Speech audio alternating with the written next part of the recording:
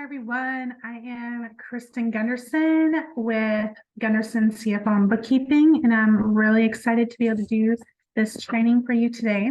This training is really for small business owners who are just getting started in their business, or maybe people who are looking at starting a business and they're wondering what they need to do. And it's really in having their bookkeeping ready and done properly for that tax season is a breeze. So let's go ahead and get started. So the first thing that we will cover in this course is we're going to categorize business income correctly. We're going to record business expenses correctly. We're going to have some strategies for organizing receipts. We're going to be able to maintain payroll records, and then like some business tax deductions, including mileage.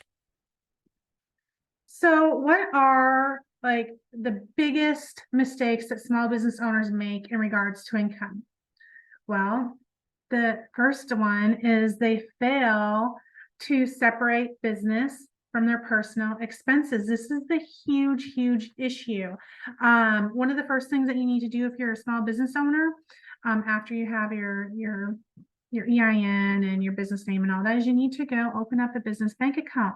Everything that comes into the business bank account should be for business deposits. All of your business expenses should come out of it. If you need to pay your personal electric bill or rent or car payment, you need to transfer that money to your personal bank account as an owner's draw.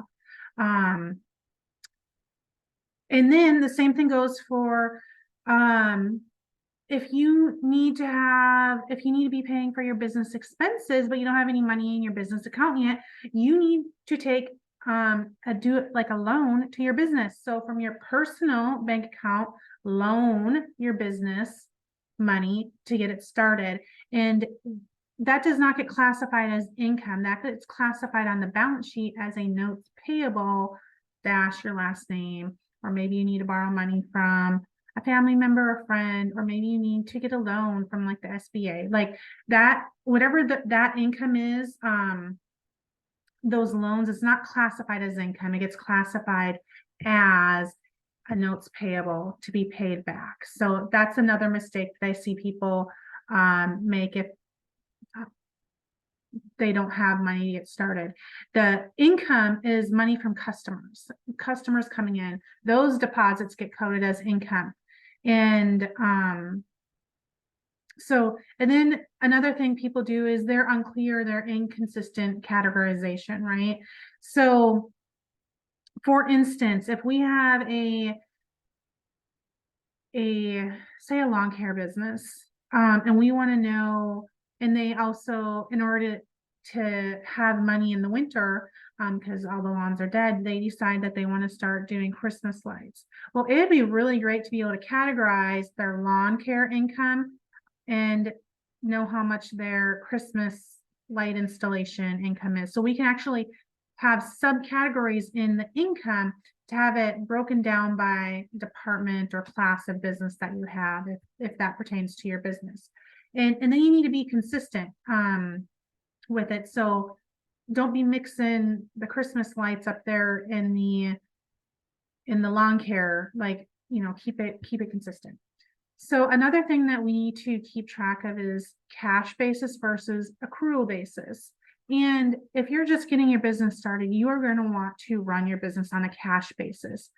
Cash basis means the money that comes in the bank today in this month gets classified for this month's revenue. It gets classified today.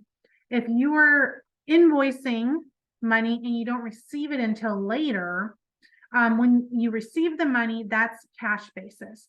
If you are invoicing out today and you expect to receive it in 30 days, and you want to know how much you invoiced out today, regardless of if you received or not, that is accrual basis. So accrual basis is when you invoice out the money, when you invoice your clients for those bills. That is accrual basis. And you don't have to do accrual basis until you're bigger, until you're in the millions. than the IRS requires. And I can't remember the exact number that they require, but for now, as a small business owner, you basically cash basis is the basis that you want to be in. But know that there is accrual basis, and that's if you have accounts receivable. Some people do not record all sources of income. Like if they have cash coming in, they just put it in their pocket and they don't record it. This is one, it's against the law. Two, it's going to hurt you when you go to sell your business. If you need to have the end in mind when you're starting your business of what's your exit plan. And if you're not categorizing and recording all of your income for this business, it's not going to be valued what you want it to be valued at when you go to sell it. So this is really important. And it's important, like if you need to get a loan or if you want to buy a mortgage for your house, that makes it difficult because you're not recording all your income, then it doesn't look like you're making as much. So I know people don't want to pay taxes, but it's important that you record your income. Okay, and then failing to reconcile income with invoices or sales records. So it's really important that you do that because if you're in QuickBooks Online, I see so many people screw up their bookkeeping because they're sitting there using it to invoice out clients, invoice, but then when it comes in, they're recording it as a deposit and they're not recording it against that revenue. That invoice, not showing the invoice as paid and then putting the money in. So there's actually a certain way that you should be doing recording your income in QuickBooks Online. I don't have time to go over that today, but at the end of this, I actually have a QuickBooks Online course if you'd like to purchase, and I'll be giving it to you at a discount. So if you need help with that, I do have a course that can help. And just shows right here, 38% of startups fail because they run out of cash. Don't be in that statistic. So some more things is miscategorizing one-time or irregular income. So this is like what I was talking about. Like if you get a loan, like that loan does not get categorized as income. It gets categorized as a notes payable, right? Or say you go to sell an asset, that's a one-time irregular thing and you get money in. That doesn't get counted as income either. That needs to be classified separately down as other income as sale of asset, right? So knowing that income sales is only money from customers from what you do in the everyday business of your business, right? So there's some other things that people overlook as overlooking discounts. So you have to pay sales tax. Sales tax, you get a discount if you pay it early. It's timely filing discount. That gets included as income, other income. If you do a return, like say you bought something from a vendor and you return it, that actually gets coded back. Say it was a cost of goods sold. That doesn't get classified as income. That actually goes back against the cost of goods sold that you bought it to, or whatever you're returning out, job supplies or whatever. So whatever you normally spend at that vendor and you're returning something, that's where that gets coded to. It does not get coded to income. And then if there's any chargebacks, those get a separate look at. Neglecting to account for withheld taxes. So if you are charging sales tax, that money does not get coded as income. That money, here in Texas, it's 8 1/4. That money actually gets coded on the balance sheet as you owe that as a liability to the state of Texas, Texas Comptroller.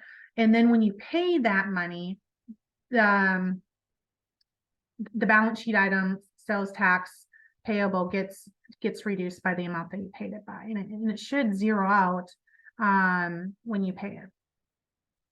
So, and then the next thing is you're not keeping adequate records. So make sure that you are doing a good job with record keeping. If you get audited, having adequate records, even if they're all electronic, is going to save you so much time and energy. Lack of training and knowledge. Again, this goes with, I know a lot of small business owners want to do things themselves. because they don't feel like they have the money to be able to pay a professional to do their bookkeeping or accounting. But like I said, at the end of this, I do have a QuickBooks Online course that you can actually pay for. And I train you for 4 hours on how to use QuickBooks Online properly so that you can get some training and knowledge on this. Not everyone loves numbers. Like, I get it. But we do have to know how to use QuickBooks Online properly in order for our reports and our numbers to be adequate. And then I've already touched on this, but loans from banks or owners getting coded as income, they're really a notes payable. Okay, next, so this is an example of how we can break down income. So for instance, there used to be a test drive with a lawn care company. So here's how, like, if there's business income, I have payroll services income. Down there I have taxes, CFO services income. But I break down because I want to know, like, how much money is coming from business setup or business termination or catch-up bookkeeping, hourly bookkeeping, my monthly bookkeeping fees if I have to do sales tax for them. So if you have a business that you want to know the different line items, there's a way in QuickBooks that we can set up the products and services for that. If you just type in, catch-up bookkeeping, like, it automatically gets coded to the correct income account and it'll have it broken down on the profit and loss. Those types of reports are really helpful when you're trying to make business decisions and forecasting and budgeting. Okay, so what are some mistakes that small business owners make when they're recording expenses? So again, the biggest mistake I see people do is they commingle all of their expenses.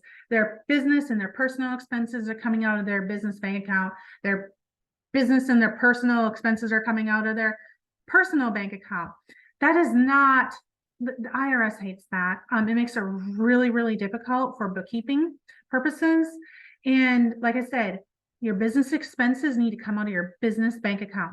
Your personal expenses need to come out of your personal bank account.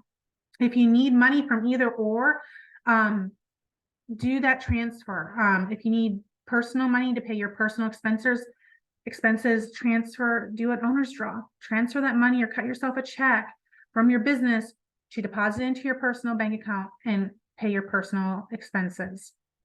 So that's the biggest thing I can help you with at the moment. Inadequate record keeping. Guess what? If you get audited and you do not have the receipts to prove that these are business expenses, the IRS is going to throw those expenses out. Your net income is going to go up and you're going to owe more money in taxes. So keep those expenses. I'll talk more about things that you can write off later. Failing to categorize expenses properly. Basically, whatever industry you are in, if it is necessary or a normal item, you can write it off. So for instance, if you own a daycare, you can write off toys, you can write off groceries, because those are normal for your business. You have to have the kids have to have toys to play with, and they have to eat. What other business can you write off toys? What other business can you write off groceries? A restaurant, you can write off food, right? Because you have to have food in order to be able to make meals for the people who are coming in. So whatever is normal for your industry, whatever is necessary for your industry, that is something that you can write off. So a lawn care company, they get to write off fuel that they put into their lawnmowers. They get to write off lawnmowers. They get to write off edgers and weed whackers, like all that stuff, because that is what they use for that business. Like if I have a bookkeeping business, unless I buy a lawnmower that I can cut my own grass, that is not write-offable. Like I can pick, like if I have a house that I'm operating out of and I have to cut the grass, like I can pay a lawn care guy to come do it, or I could buy a lawnmower and hire someone to do it because I'm not going to cut my own grass. Like business owners, you wear too many hats the way it is. Like you don't have to do everything. You need to delegate, you need to outsource. or you need to delete it off your list, okay? And then overlooking small or irregular expenses. Say you have to go downtown and for some sort of meeting or applying for a permit or whatever the heck you have to go downtown for. You get to write off parking. Parking may only be $3, and it may, I mean, keep that little receipt and write on there $3 and what you had to go downtown and park for. You get to write that off. Say you need to go have a coffee meeting. You're meeting either a potential networking person, referral partner, or you're meeting a potential client, or maybe you need to go have a team meeting.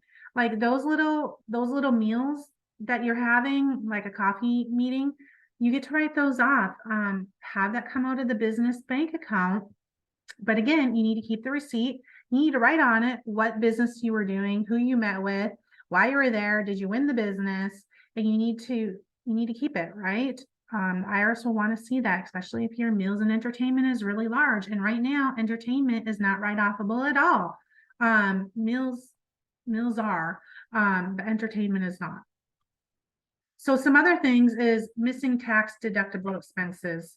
So again, this just goes back to knowing what you can write off. Like if you, for instance, we just moved into a new office building and we need to buy like a mop and a broom and all those stupid expenses that we need to in order to be able to clean the place or have a cleaning lady come clean the place.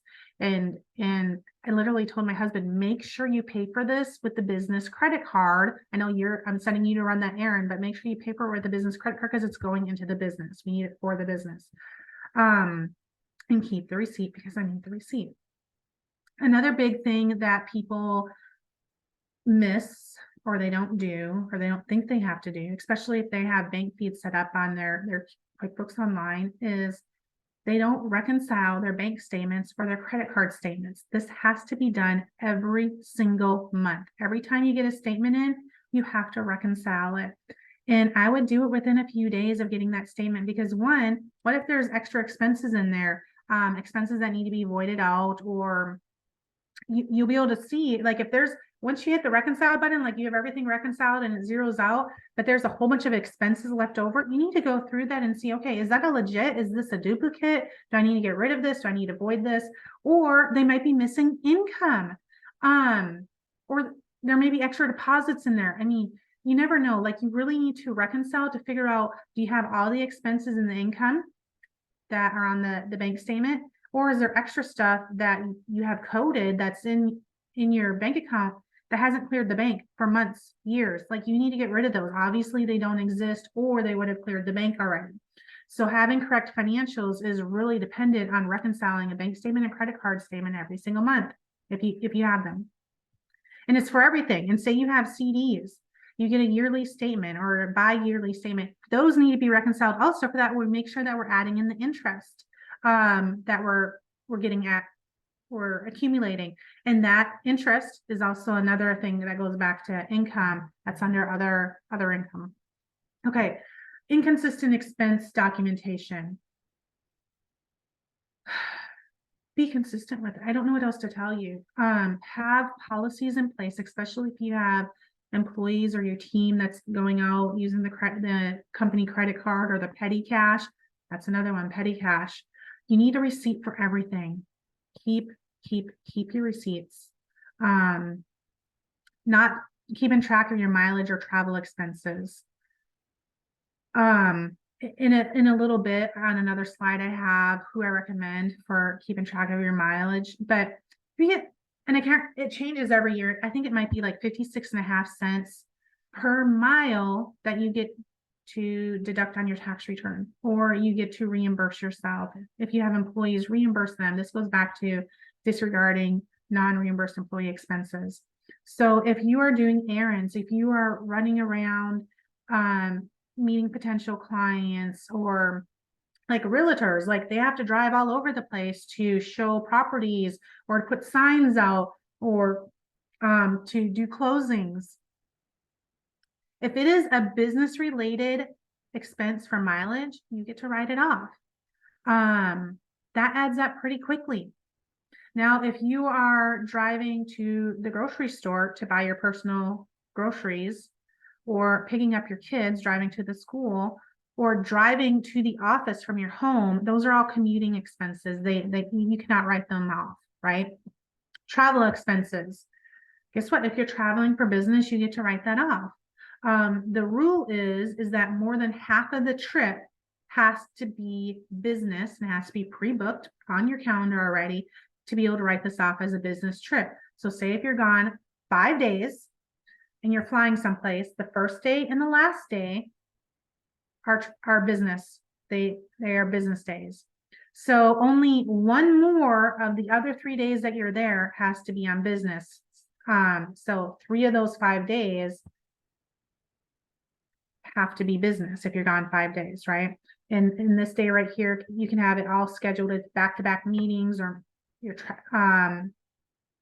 conference or something. You're at a conference that you're traveling to, and then you can add on these other 2 days to go sightseeing, and you get to write that trip off. But more than half of the trip has to be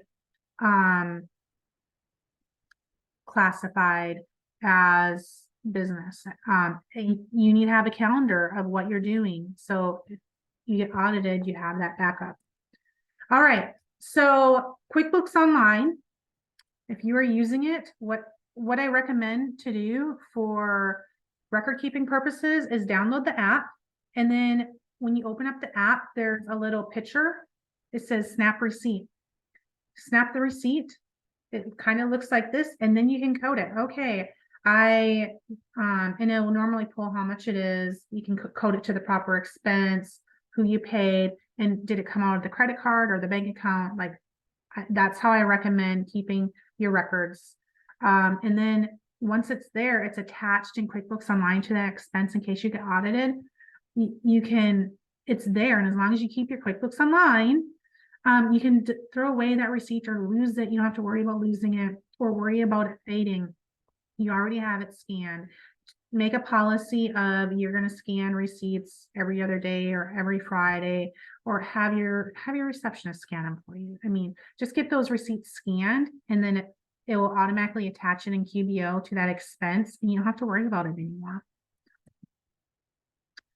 So this is more of how it looks. And then on the desktop version, so you log onto a laptop to your QBO, and under banking, there's banking and then rules. That's where you find the receipts. And again, if you need to learn more about this, I have a QBO course that you can purchase. I don't have time to go into it. Okay, for mileage, QBO keeps track of your mileage. I don't recommend it. I recommend an app called Mile IQ. And actually, if you need me to send you the link to that so that you can download it, you can just text Mile IQ to 833-355-2134, and I'll send you that link. That way you can get it downloaded.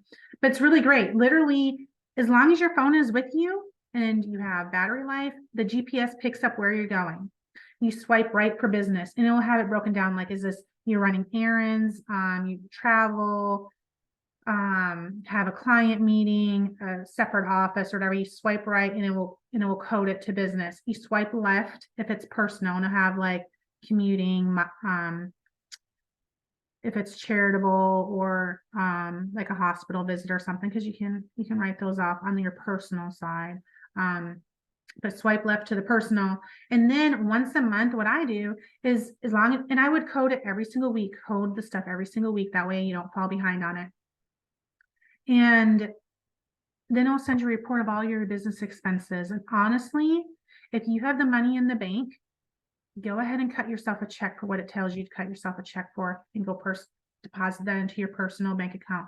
So if you are getting miles, you cannot be taking fuel in your business. Like, it's an either or for mile, for vehicle, right? So you can either take all of your actual repairs, but you have to be using your vehicle like 100% for your business, repairs, depreciation, oil changes, fuel, health, insurance, like all that is one, or you can just take your miles.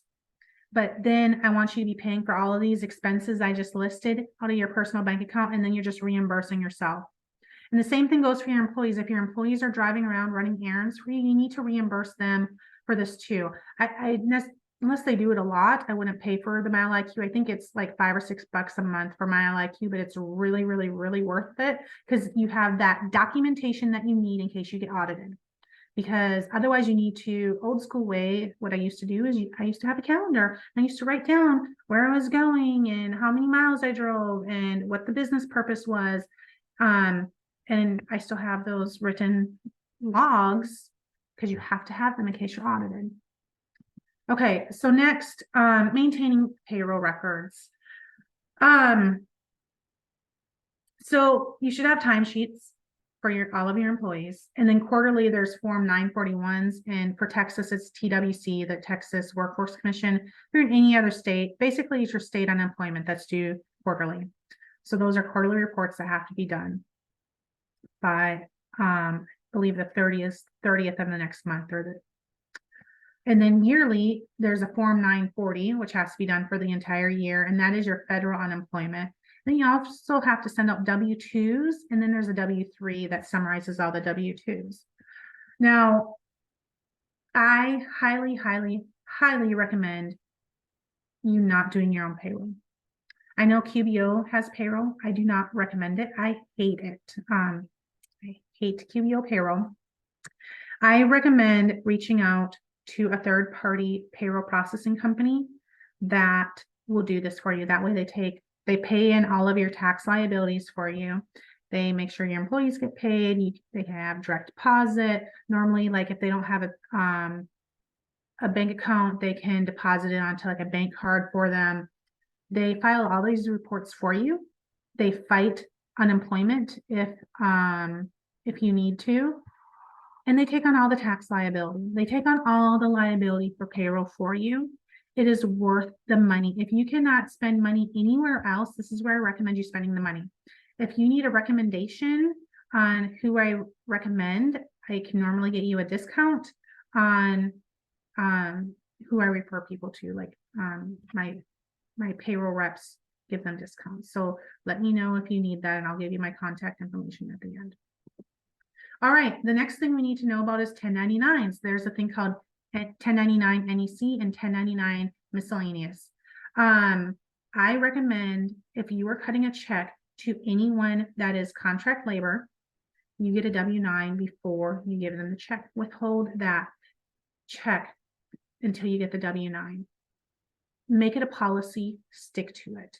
Because at the end of the year, you need to send out a 1099, either NEC or MISC, to them by the 31st of the next month. The next January 31st, you need to send it for everything that you paid them in the prior year.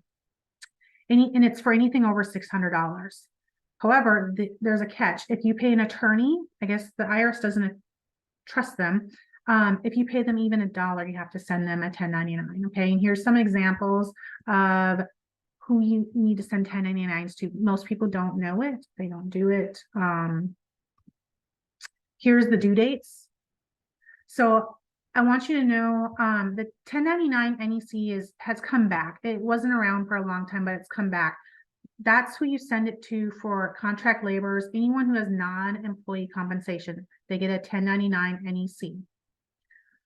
1099 miscellaneouses, that is if you pay someone rent, the attorney fee goes on there. If you have royalties, fishing boat proceeds, other income, that goes on a 1099 miscellaneous. So you may have to send out 1099 NECs and 1099 miscellaneouses by January 31st for this year. All right. Again, my name is Kristen Gunderson with Gunderson CFO and Bookkeeping. There's my contact information if you need to get a hold of me. My phone number, the business phone number, and my email address. And one other thing is I told you that there would be, if you need to know more about our QBO course, like you want to take that, you can text QBO to 833-355-2134 to learn more about that. And if you have just any other questions for me, like you want the payroll information, like who do you recommend, or that Mile IQ thing, if you want that, like just go ahead and text me at that number. And if you need that course, I'll give it to y'all also. I'm giving you 50% off. Just use the word SBA when you go to the coupon section. All right, thank you so much for your time today. I really appreciate you watching. Bye-bye.